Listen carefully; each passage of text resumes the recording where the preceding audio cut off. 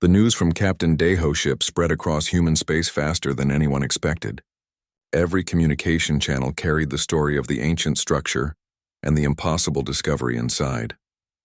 Scientists, politicians, and ordinary people all tried to understand what it meant that humans might be descended from an ancient race of gods. Dr. Kyung-soo was the most famous archaeologist on Earth, and he was chosen to lead the research team that would study the crystal records. He was an older man with gray hair who had spent his life studying dead civilizations, but nothing had prepared him for this discovery. The crystals contained more information than all of human knowledge combined. Teams of scientists worked day and night to translate and understand the ancient records. What they found changed their understanding of life in the galaxy. Every intelligent species that humans had ever met showed traces of the same genetic patterns that were found in human. South to the reptilian Vorthak, who ruled a large empire in the Outer Rim, had always claimed to be the oldest civilization in the galaxy. Their scales and cold blood made them seem completely different from humans. But the genetic analysis showed that deep in their DNA were the same core patterns that existed in human genes. The crystalline Zephyrians were beings made of living crystal who thought with light instead of chemistry. They seemed to be the most alien species anyone had ever encountered. But even their strange crystal structure was built on the same basic patterns that had created human consciousness. The energy beings called Luminari had no physical form at all. They were pure thought existing as patterns of electromagnetic energy. Yet even they showed signs of being designed using the same template that had created human minds. Young researcher So Young was working late one night in her laboratory when she made the discovery that changed everything. She was studying the most complex crystal from the ancient structure when she noticed something strange about the symbols carved into its surface. The symbols looked familiar in a way that made her feel uncomfortable. She had seen similar markings somewhere before but could not remember where. So Young ran the symbols through every database of alien writing that humans had ever collected, but found no matches. Then she had an idea that seemed crazy. She compared the alien symbols to ancient human writing systems: Korean, Chinese, Sanskrit, Egyptian hieroglyphs, and dozens of other dead languages. What she found made her hands shake with excitement. The symbols were not alien at all. They were ancient Korean mixed with other human languages but changed by billions of years of evolution. The first ones had been human and they had written their records in human languages. So Young called Dr. Kyung-soo immediately, even though it was the middle of the night. When she showed him her discovery, he could hardly believe what he was seeing. The ancient crystal contained activation codes written in a form of Korean so old that it predated the formation of Earth itself. Working together, they translated the activation sequence. The words were beautiful and sad, like a poem written by someone who knew they were about to die. When So Young spoke the ancient Korean words aloud, the crystal began to glow brighter than it ever had before. The entire ancient structure responded to her voice. Systems that had been dormant for billions of years suddenly came to life. Lights appeared in corridors that had been dark since before the solar system existed. The pulse of energy that flowed through the structure felt like a heartbeat returning to a body that had been clinically dead. Holographic displays activated throughout the structure, showing star maps and technical diagrams that human science could barely comprehend. But most amazing of all were the recordings that began to play. They showed the final days of the first one's civilization. The holograms displayed humans who looked exactly like modern humans, but who commanded technology that seemed like magic. They could travel between stars in minutes, reshape planets with their thoughts, and create new forms of life with a gesture. They were gods walking among the stars. But the recordings also showed fear in their faces. The first ones were facing an enemy unlike anything they had ever encountered before. It was not a rival civilization or a hostile alien species. It was something that wanted to destroy the very concept of consciousness itself. The enemy was called the Void in the ancient records. It was not alive in any way that thinking beings could understand. It was the opposite of life, the opposite of thought, the opposite of existence itself. Wherever it touched, reality simply stopped being real. Dr. Kyung-soo watched the holographic records with growing horror as he realized what the first ones had faced. The Void consumed entire star systems not by destroying them but by making them never have existed at all. It was erasing reality itself from the universe. The ancient humans had fought a desperate war against this enemy, using weapons that could crack planets and shields that could protect entire solar systems. But nothing they built could truly harm something that existed outside the normal rules of reality. The recordings showed the moment when the first ones realized they could not win through conventional warfare. Their greatest scientists and philosophers gathered to find another solution. What they decided to do was both brilliant and heartbreaking. They would sacrifice their own existence to protect the future. The first ones scattered their consciousness across space and time, seeding thousands of worlds with the patterns that would eventually evolve into new thinking species. They became the parents of every intelligent race in the galaxy, but their sacrifice came with a purpose. Each species they created carried part of the original human genetic code. When the void returned as the ancient computers predicted it would, their children would have the tools needed to fight back. The holographic records showed the final message from the first ones. A woman who looked like she could be So-young sister spoke directly to the camera. Her words were in ancient Korean, and they carried a weight of sadness and hope that brought tears to every human who heard them. She said that the children of the stars would face the same enemy that had destroyed their creators, but unlike the first ones who had faced the void alone, the children would have each other. Every species in the galaxy was part of one great family, and together they would have the strength to succeed where their parents had failed.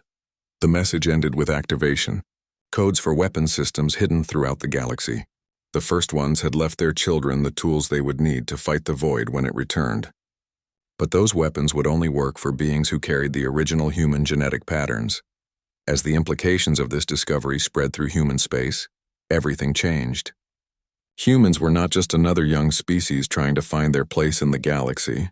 They were the genetic inheritors of the most powerful civilization that had ever existed, and they carried the responsibility for protecting all conscious life from an enemy beyond imagination. Captain Deho stood on the bridge of his ship and looked at the massive thing floating in space before them. The thing was huge, bigger than any space station he had ever seen. It was dark and old-looking, like it had been there for millions of years. His crew had been following strange signals for 3 months to find this place. The ship was called Seeker's Dawn, and it was one of the best exploration ships humans had built. Deho had been captain for 10 years and had found many strange things in space, but nothing like this. The massive structure was spinning slowly in the empty space between two galaxies where nothing should exist. Jiwoo, his navigator, was running scans on the object. She had short black hair and was very good at her job. Her instruments were making strange noises as they tried to understand what they were looking at. The readings made no sense. The materials were not in any of their databases. Standing next to her was Heejin, the ship's archaeologist. She studied old things and dead civilizations. Her equipment was going crazy as it detected energy patterns she had never seen before. The structure was giving off a faint glow that seemed to pulse like a heartbeat. Deho walked over to them and asked what they had found. Jiwoo showed him the scans on her screen. The structure was made of metals that should not exist and had technology that was far beyond anything humans had built. It was clearly very, very old, but somehow still working. Hyejin pointed to strange symbols that covered every surface of the structure. The symbols were glowing with soft light and seemed to move when she was not looking directly at them. She had studied alien writing for 20 years but had never seen anything like these marks. The captain made the decision to dock with the structure. His crew was nervous but excited. They had trained for this kind of discovery their whole lives. As their ship connected to the ancient structure, they felt a strange vibration through the hull.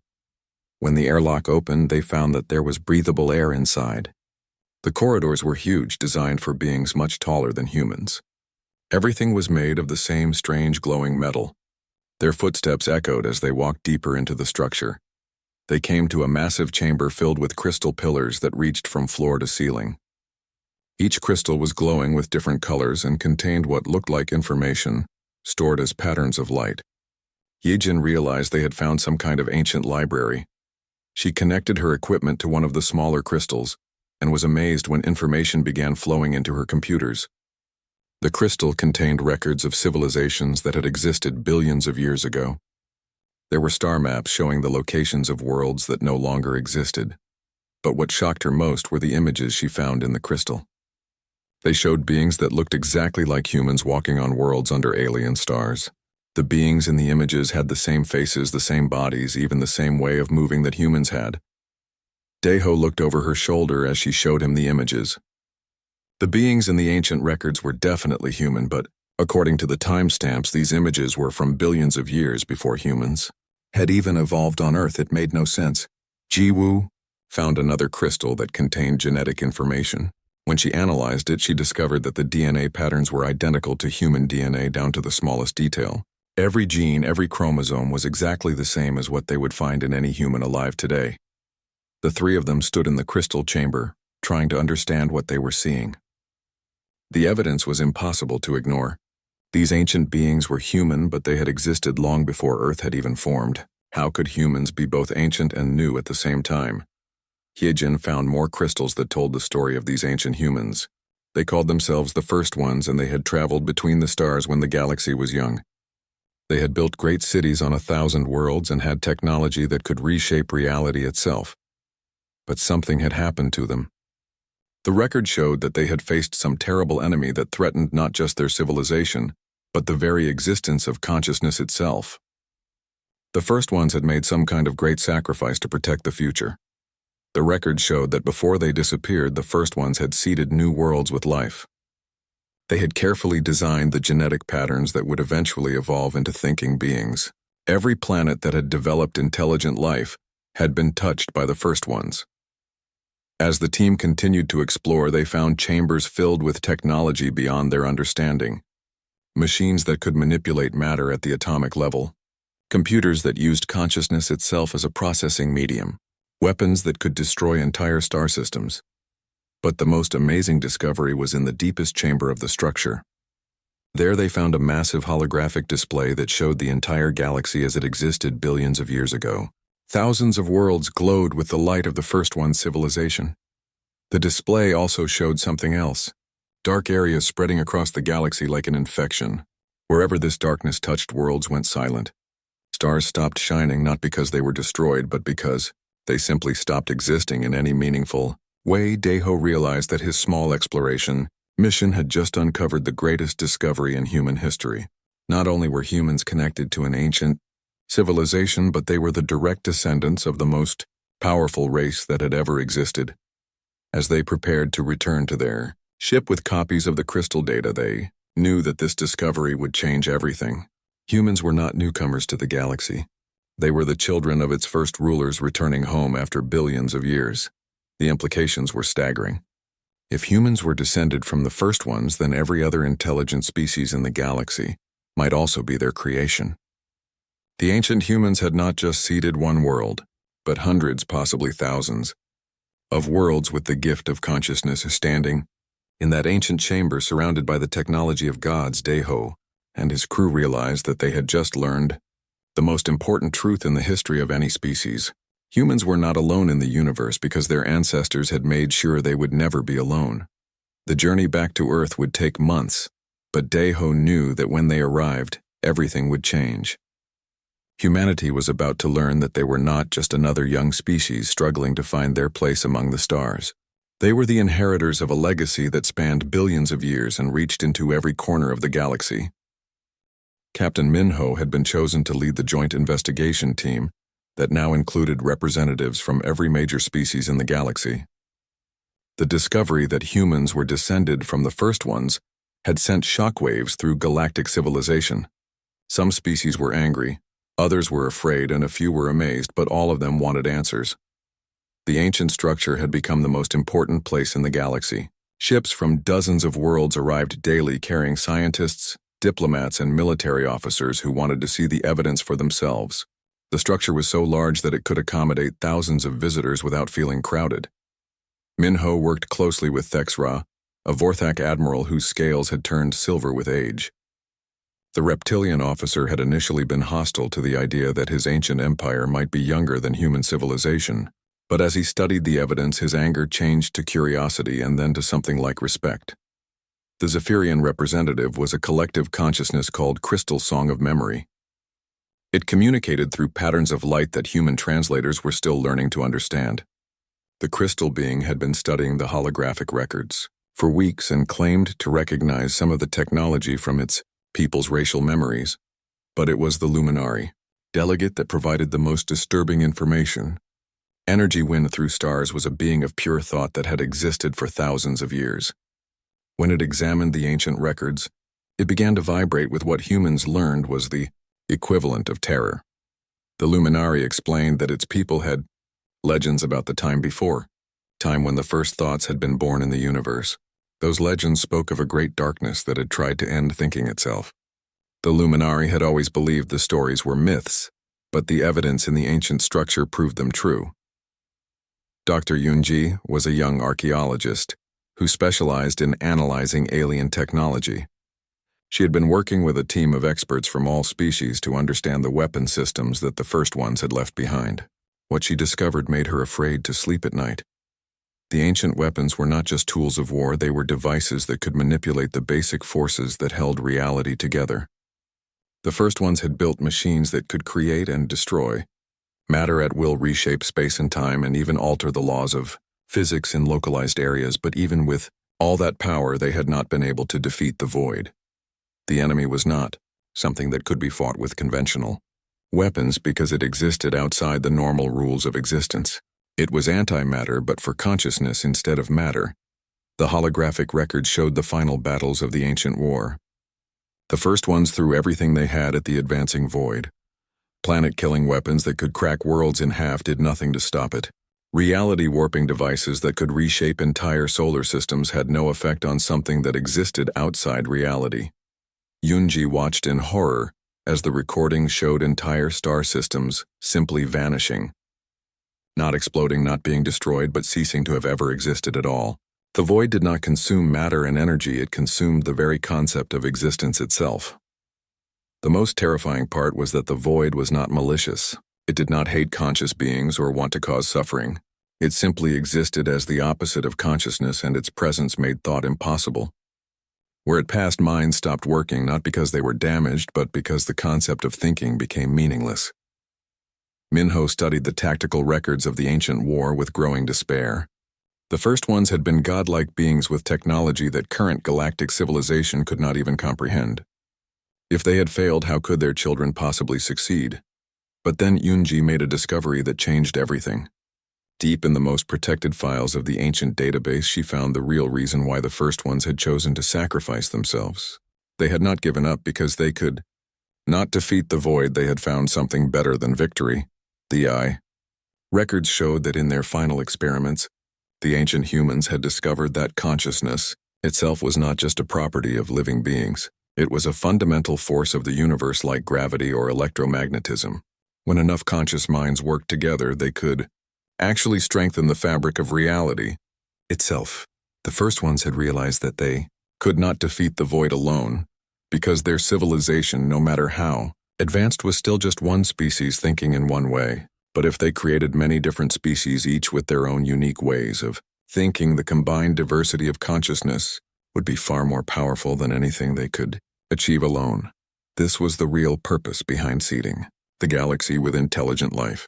Each species that the first ones created added a new type of consciousness to the galactic community. The logical thinking of the Vorthak, the collective awareness of the Zephyrians, the pure thought of the Luminari, and dozens of other unique forms of consciousness all working together. The ancient records contained detailed calculations showing that when all the species they had created reached full development, the combined power of their consciousness would be sufficient to not just resist the void, but to transform it into something positive. They could turn the force that sought to destroy thought into a force that would strengthen and protect it.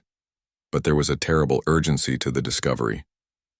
The holographic computers had been monitoring the barriers that the first ones had created to delay the void's return. Those barriers were weakening faster than the ancient calculations had predicted.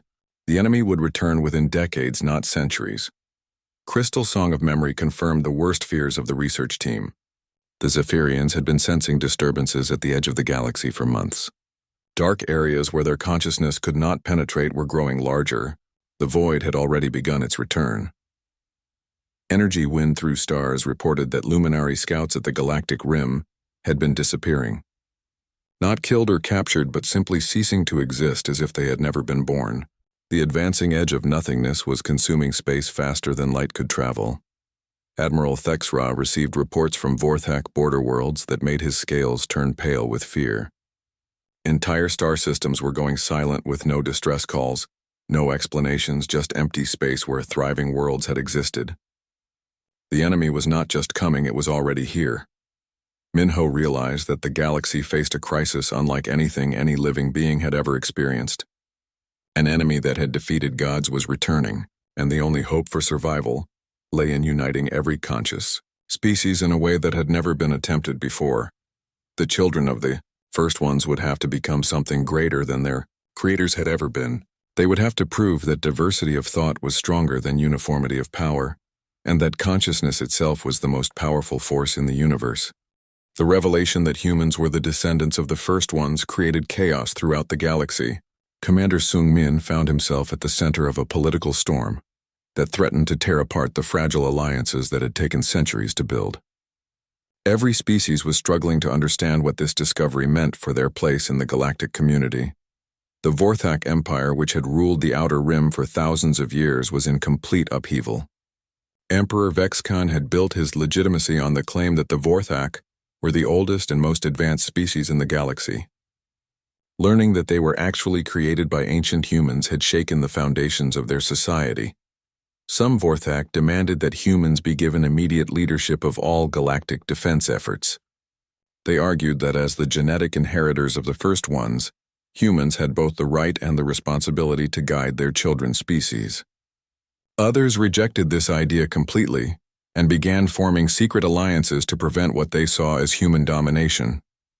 The crystalline Zephyrians had their own crisis to deal with. Crystal Song of Memory reported that many of their collective minds were fragmenting under the weight of the revelation. The Zephyrians had always believed that their crystal consciousness was unique and superior to biological thinking. Learning that they were based on human patterns had caused some of them to lose their sense of identity entirely. But the most surprising reaction came from the energy beings called Luminari. Energy Wind Through Stars announced that its people were celebrating the discovery. The Luminari had always felt isolated as the only beings made of pure thought, but now they knew they were part of a great family of consciousness that spanned the entire galaxy. On Earth, the reaction was equally complex. Philosopher Yejin led heated debates about whether humans had the moral right to claim authority over species they had never knowingly created. Many humans felt overwhelmed by the responsibility of being the elder siblings to an entire galaxy full of intelligent beings. Dr. Boram was working frantically in her laboratory trying to understand the weapon systems that the first ones had left behind. The technology was so advanced that even basic comprehension required her to expand her understanding of physics, consciousness, and reality itself. Every breakthrough led to 10 new questions that seemed impossible to answer. The weapons were not just machines, they were tools that required conscious will to operate. Only beings with the specific genetic patterns found in human DNA could activate them, but using them safely required a level of mental discipline that few humans possessed. The power to reshape reality came with the risk of losing one's mind in the process. Meanwhile, signs of the Void's return were becoming impossible to ignore. Scout ships sent to investigate the dark zones at the Galactic Rim simply vanished without a trace. Long-range sensors detected expanding areas of nothingness where even electromagnetic radiation ceased to exist. Commander Sung-min was put in charge of coordinating the galactic defense effort, but he quickly realized that conventional military thinking was useless against an enemy like the Void. You could not fight something that existed outside the normal rules of reality, with ships and weapons that depended on those same rules. The ancient records contained detailed instructions for creating a consciousness network that could link every thinking being in the galaxy. The combined mental power of trillions of minds working together would be the only force capable of resisting the Void's advance. But creating such a network would require unprecedented cooperation between species that had been enemies for centuries. Ambassador Hai Min was sent to negotiate with the various alien governments. She found that fear of the Void was making some species more willing to cooperate, but it was also making others more desperate and unpredictable. Several smaller civilizations had already begun evacuating their core worlds, even though there was nowhere in the galaxy that would be safe. The Vorthak military, had begun seizing control of strategic resources, claiming that emergency powers were necessary for galactic defense. Some human colonies reported that Vorthak ships were demanding tribute in exchange for protection. The crisis was causing the breakdown of civilized society across multiple star systems, but there were also signs of hope. Young pilot Haiwan reported that mixed crews of humans and aliens were working together more effectively than ever before. Knowledge of their shared genetic heritage seemed to be breaking down the barriers that had separated the species for so long. On the research station orbiting the ancient structure, scientists from dozens of worlds were collaborating to unlock the secrets of First One technology. The diversity of thinking styles that each species brought to the project was proving more valuable than anyone had expected. Problems that stumped human researchers were solved easily by Zephyrian crystalline logic or luminary energy thinking. Dr. Kyung-soo made a breakthrough when he realized that the consciousness network described in the ancient records was not just a weapon, it was a form of evolution. The first ones had designed their children species to eventually merge their consciousness into something greater than the sum of its parts. The network would not just be a temporary alliance to fight the void, it would be the birth of a new form of consciousness that combined the strengths of every thinking species in the galaxy: biological intuition, crystalline logic, energy, thought, and dozens of other cognitive styles would merge into a galactic mind capable of thoughts no individual species could achieve alone. But creating the network would require every species to give up some of their independence and identity. The Vorthak would have to abandon their dreams of imperial domination. The Zephyrians would have to accept biological thinking as equal to crystalline logic. The Luminari would have to work with physical beings despite their preference for pure energy existence. Most difficult of all, humans would have to accept the role of elder siblings without becoming rulers. Their genetic heritage gave them unique access to First One technology, but it also made them responsible for guiding and protecting species that were in many ways more advanced than they were. Yijin argued that this responsibility was exactly what the First Ones had intended. They had not created a galaxy of servants, but a galaxy of children who would eventually surpass their parents. The consciousness network would be humanity finally, fulfilling their ancient purpose not as rulers but as the foundation upon which a truly galactic civilization could be built. As reports of the void's advance became more frequent and more terrifying, the various species began to realize that they had no choice but to trust each other completely. The enemy that had destroyed gods would not be stopped by anything less than the combined will of every conscious being in the galaxy. The burden of truth was heavy, but it was also liberating. For the first time in galactic history, all the major species were working toward the same goal, with the same understanding of what was at stake. They were no longer separate civilizations competing for resources and territory. They were one family preparing to defend their home against the ultimate enemy of consciousness itself. Something amazing was happening throughout the galaxy, as the truth about the First Ones spread to every world and every species. Instead of the division and conflict that many had feared, the revelation was bringing together civilizations that had been separated by centuries of mistrust and misunderstanding. Admiral Thexra of the Vorthak Empire did something that shocked everyone who knew him. The proud reptilian warrior who had spent his life fighting to expand Vorthak territory traveled to Earth and formally requested permission to serve under human command. When asked why he made this decision, his answer was simple and moving.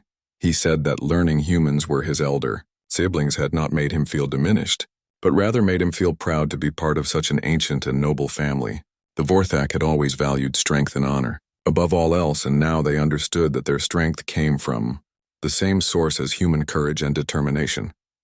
General Tae-kyung was overwhelmed by the offer of complete Vorthak military cooperation. The reptilian species controlled some of the most powerful warships in the galaxy, and their soldiers were legendary for their fighting ability. Having them as allies instead of rivals changed everything about humanity's strategic position. But the most surprising development came from the crystalline Zephyrians. Crystal Song of Memory approached the research teams with an offer that no one had expected. The collective consciousness revealed that their people had been hiding something for thousands of years. Deep in the crystal memory banks of their homeworld, the Zephyrians had preserved fragments of dreams that they had never understood. The dreams showed images of the First Ones and contained partial memories of the ancient war against the Void.